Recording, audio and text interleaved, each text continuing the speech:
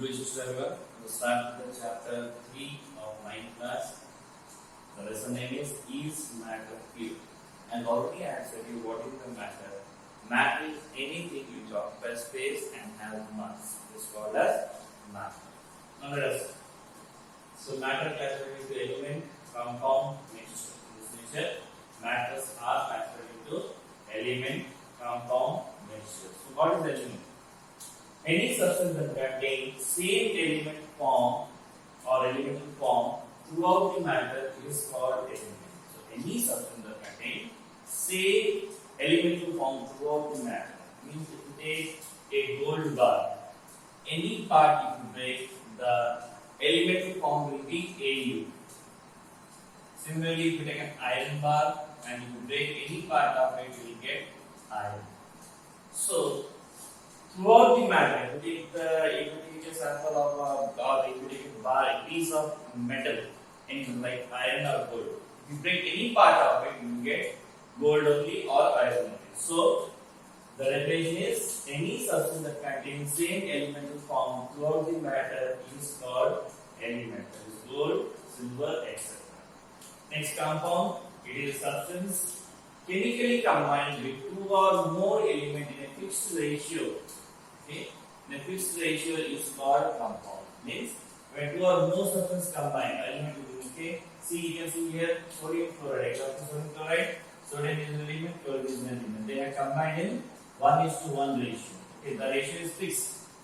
Whereas here see H2SO4, hydrogen, sulfur, oxygen. They are in the ratio of 2:1:4.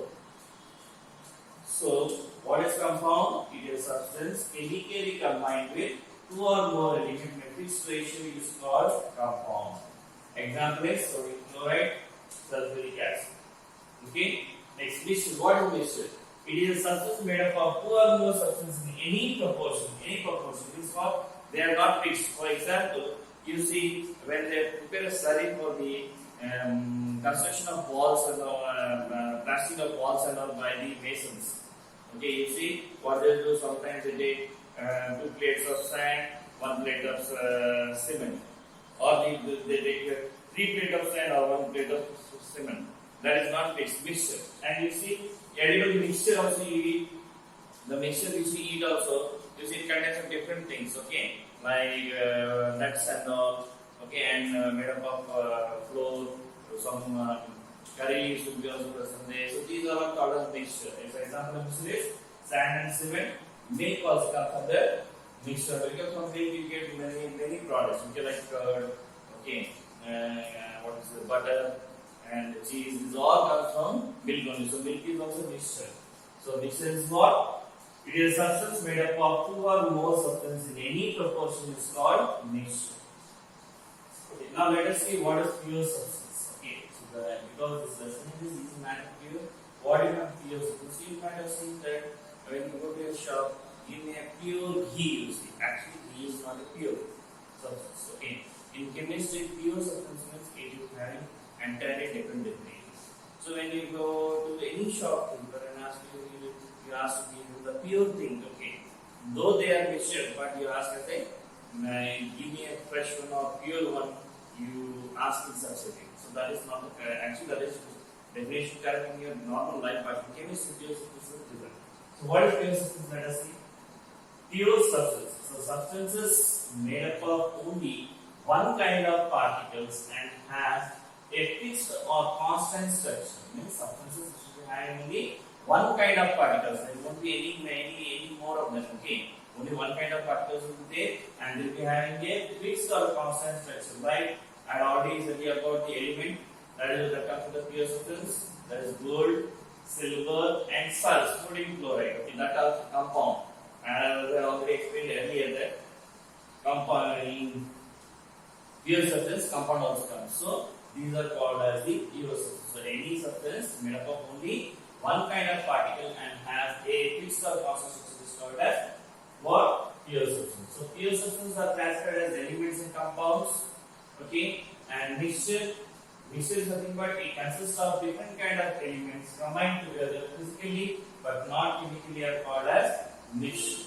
So you see mixture. You might have seen the edible mixture which you eat. So what is it contains number of components in that. Okay, and we can easily see the different components by easily with our eye.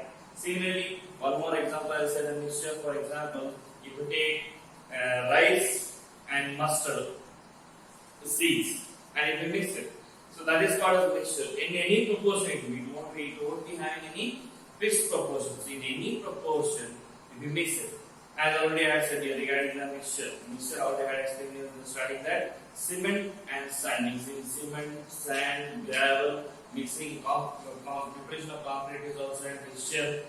Okay, lemon juice, or any kind of lemonade you are preparing.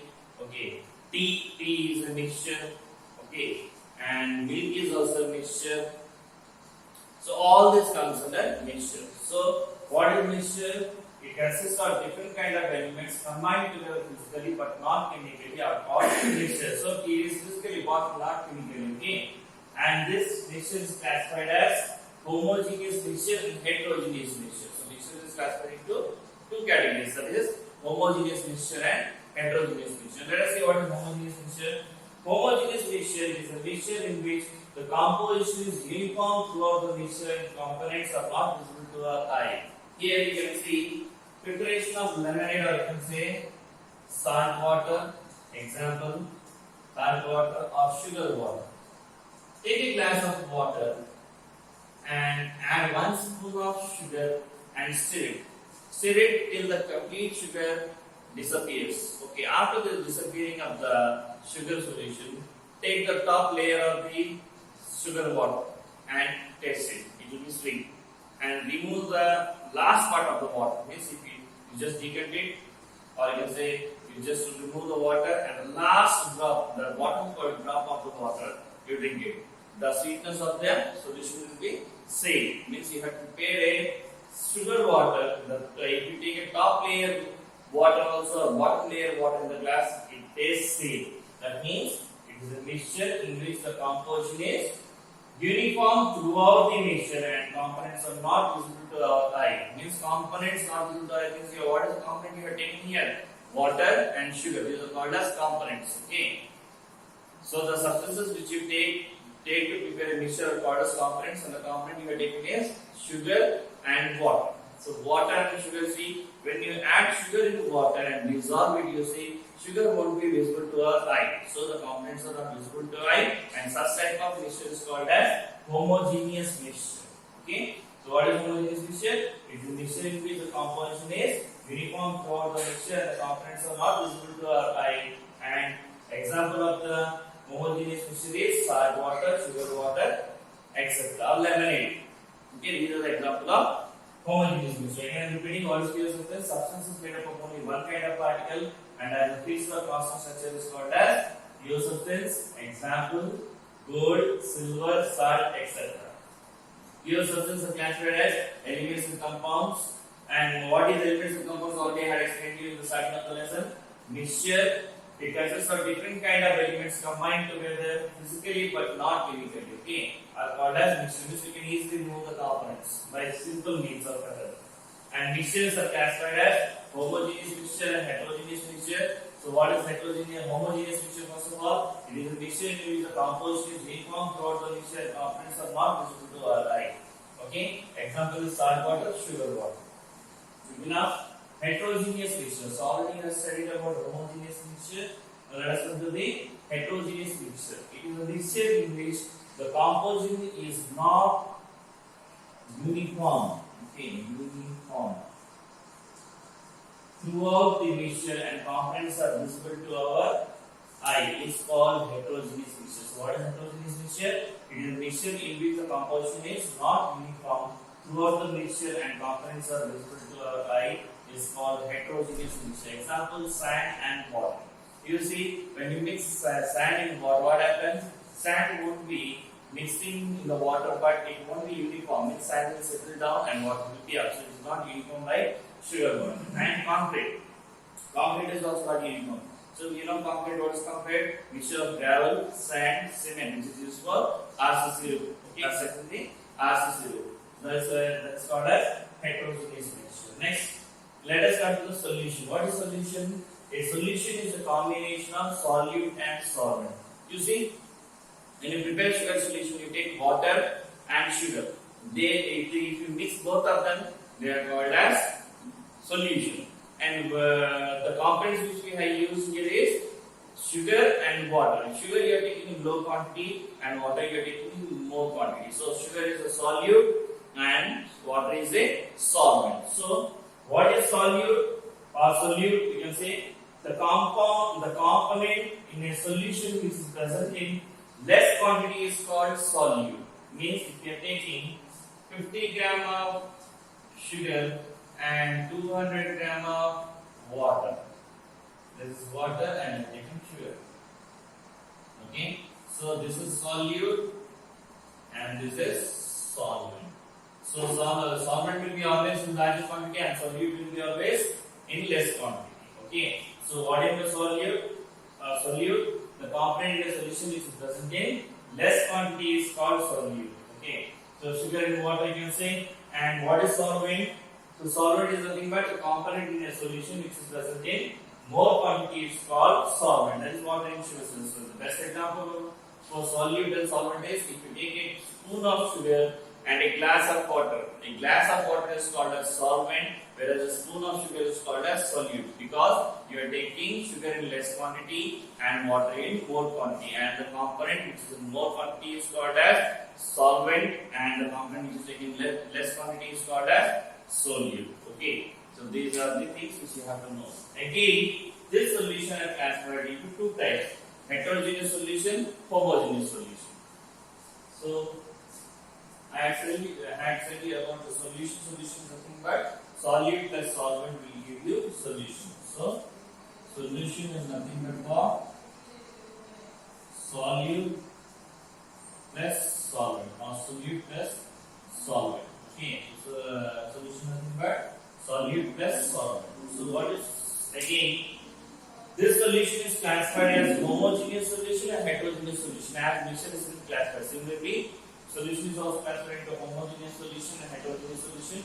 So what is homogeneous solution? The solution in which the components are uniform throughout the solution and components are not visible to our eye are called what? Homogeneous solution. So what is homogeneous solution? The solution in which the components are uniform throughout the solution and the components are not visible to our eye are called homogeneous solution. The solution in which the components, that the solid which you added is not visible to your eye, that is called a homogeneous solution. That is salt water, sugar water. Okay, if you mix salt in water also you cannot see the salt, and if you add sugar in water and mix it, you can see the sugar. So this is called as homogeneous solution. Next is the heterogeneous solution. The solution in which the components are not uniform throughout the solution. Means throughout the solution the component will not be uniform and the components are visible to our eye are called heterogeneous solution. Example: sand, water and chalk powder plus water. You can see if you mix this both, it won't mix with the water, it will be just suspending within the solution. Means the solution we can see, we can easily see the sand and we can easily see the chalk powder in the water. So the such type of solutions are called a heterogeneous solution. Okay, and these solutions are three types. Solution completely are of three types: unsaturated solution, saturated solution, and supersaturated solution. So solution are of how many types? Three types: unsaturated solution, saturated solution, supersaturated solution. Okay, so this is about solution. Let us learn about the unsaturated solution, saturated solution, supersaturated solution. As I had already explained, the solution is being three types: unsaturated solution, saturated solution, supersaturated solution. Okay, so what is unsaturated solution? The solution in which more amount of solute can be added and dissolved is called unsaturated solution. For example, if you take a glass of water and if you put a spoon of sugar in it and you stir it, you will see the sugar dissolves. Next, if you take second spoon of sugar and put in the glass, and again you will see that again it dissolves. So when you go on adding the sugar, it is getting dissolved, means it is an unsaturated solution. That is the thing which I have written here. The solution in which more amount of solute can be added and dissolved is called unsaturated solution. Next, coming to the saturated solution, you see when you go on adding the solute into the solvent, a stage will come where the no more amount of solute will be dissolved, but some amount of solute will be present at the bottom. So that stage is called as saturated solution. So the definition of saturated solution is the solution in which some amount of solute is left at the bottom, though still it does not dissolve. So though you try vigorously and stir it, you will find that the sugar won't dissolve further, and that situation is called as saturated solution. Next, super saturated solution. What is super saturated solution? You might have seen that when we eat jalebi or badshah or anything. So when they prepare, you see a syrup-like structure that is called jeera in Telugu. Okay, that jeera is used to prepare that. Okay, that jeera is nothing but super saturated solution. What is happening there? When you prepare a saturated solution, that means more amount of sugar will be present in the solvent. Okay, and when you heat it, you see preparation of jeera by heating only it is done. When you heat it, the undissolved sugar which is present in the bottom of the solution will start dissolving. You can add more amount of solid in that. So that is the definition.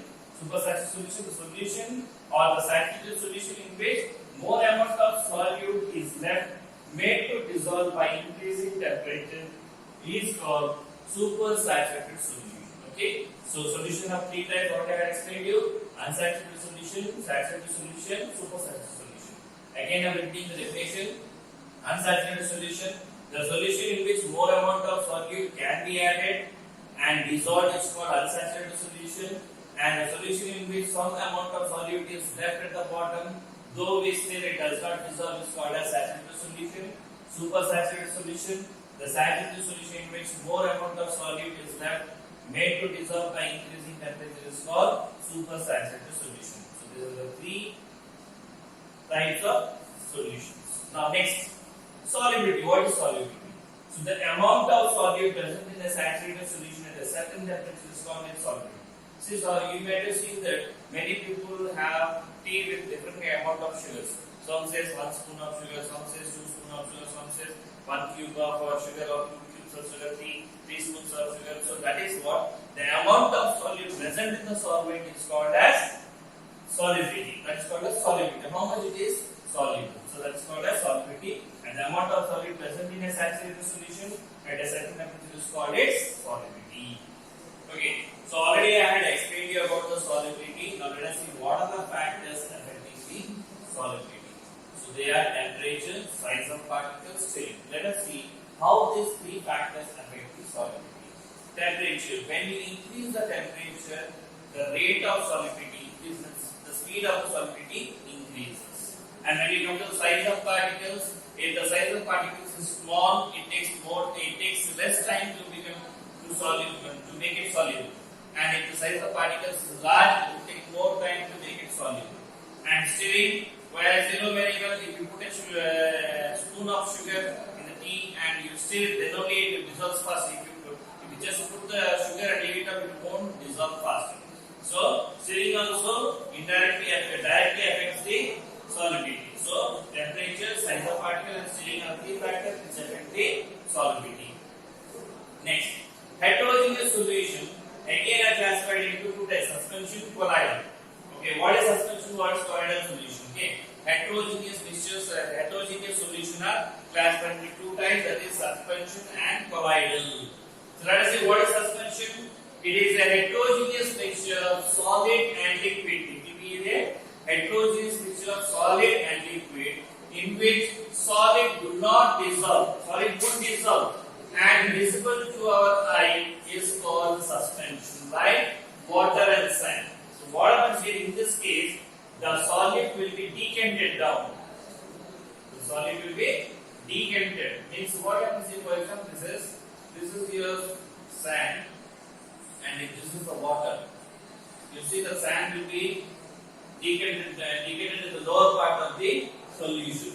So here there is a heterogeneous mixture of solid and liquid in which solid do not dissolve and visible to our eye is called suspension. So here sand will be settling down and water will be in the upper part.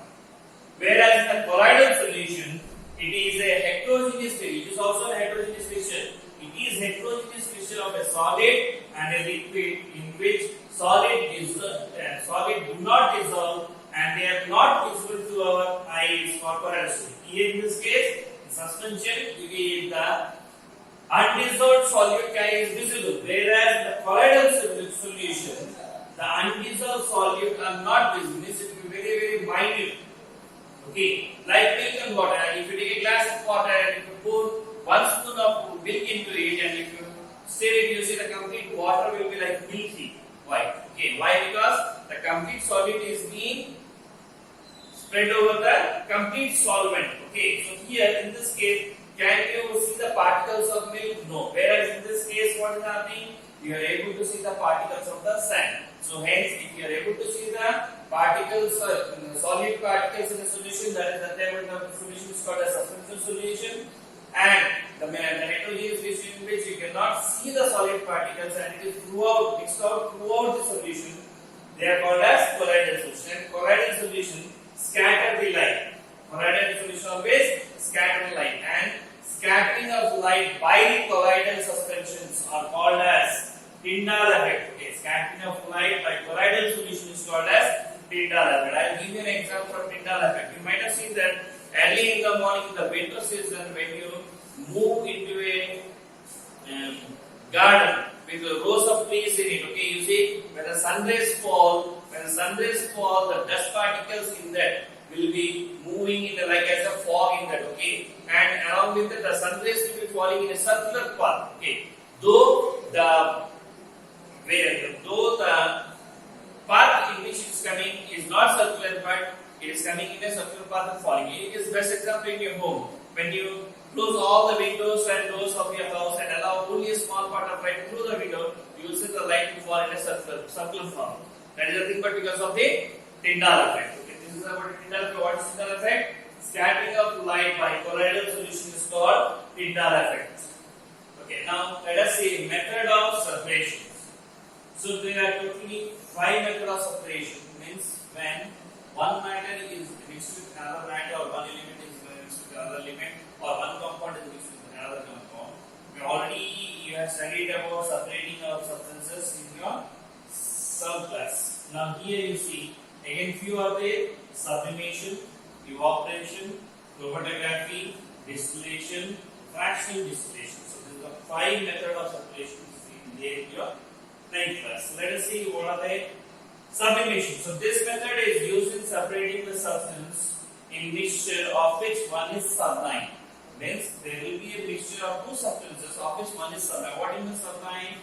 The substances which converts itself directly from solid to gaseous state. When you heat that substance, will directly change to solid to gaseous state. That is called sublime substance. So, the example is ammonium chloride is a sublime substance, salt is not a sublime substance. So, when you mix ammonium chloride and salt, you cannot differentiate between this is ammonium chloride, this is salt. Both will be looking at the salt. So, how to separate it? So, you see there is a activity for this. You can see here, I am drawing here. You can take a china dish, okay, and place the mixture that is ammonium chloride and salt in it, okay. Put the mixture that is ammonium chloride and salt in it, and take a glass funnel and place upon this salt and place a cotton at its tip.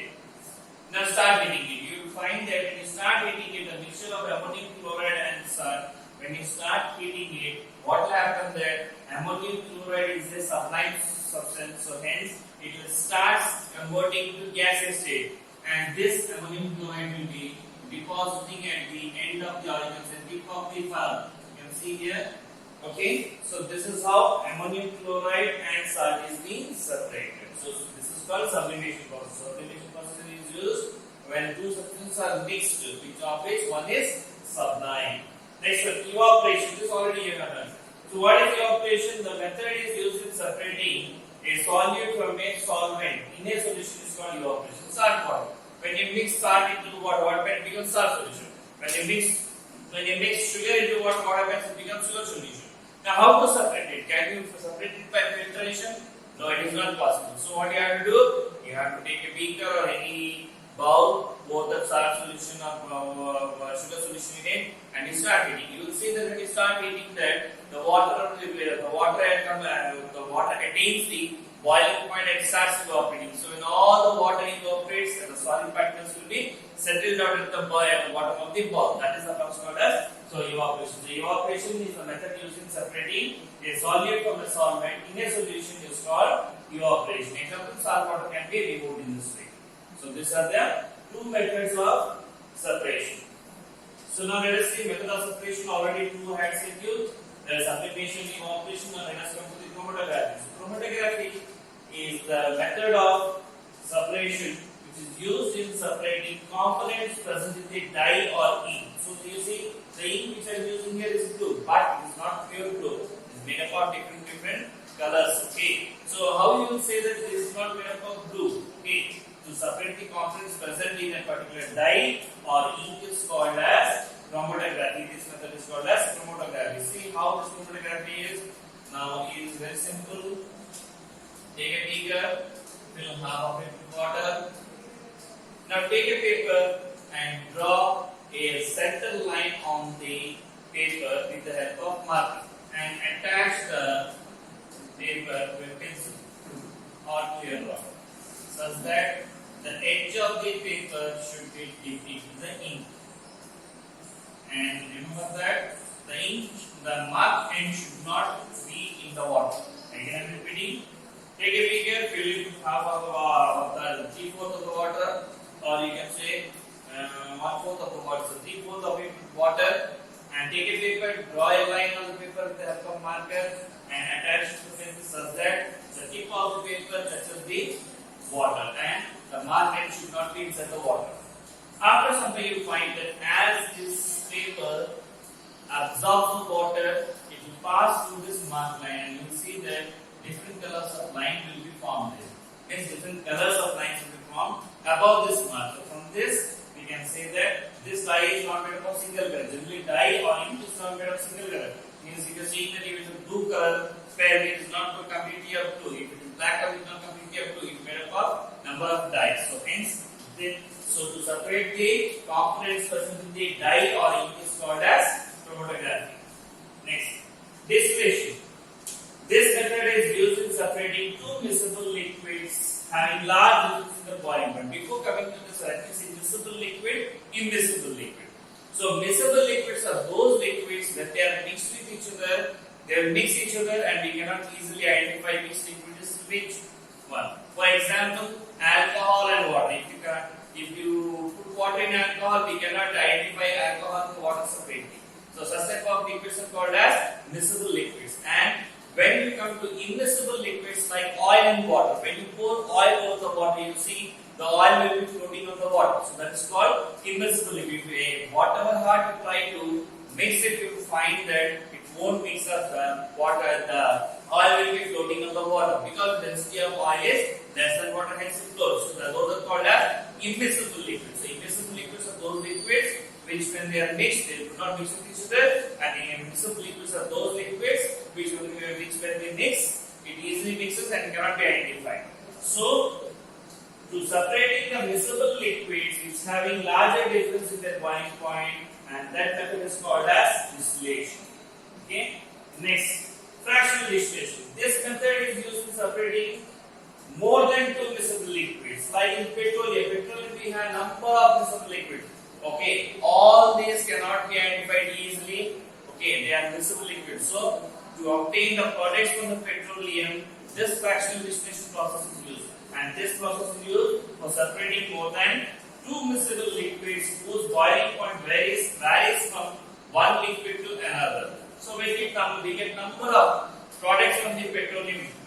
And the petroleum is a liquid which is called as a thick liquid, okay, which is called as crude oil. Okay, and this crude oil has number of liquids in that, okay, which are different boiling points. So that is where I am saying that the fractional distillation, and this method is used in separating more than two miscible liquids whose boiling point varies from one liquid to another. So these are the method of separation. Okay, first one is sublimation, next one is evaporation, third is chromatography, fourth one is distillation, and fifth one is fractional distillation. So here your 9th class chapter 3, that is your yeast method here ends. Thank you.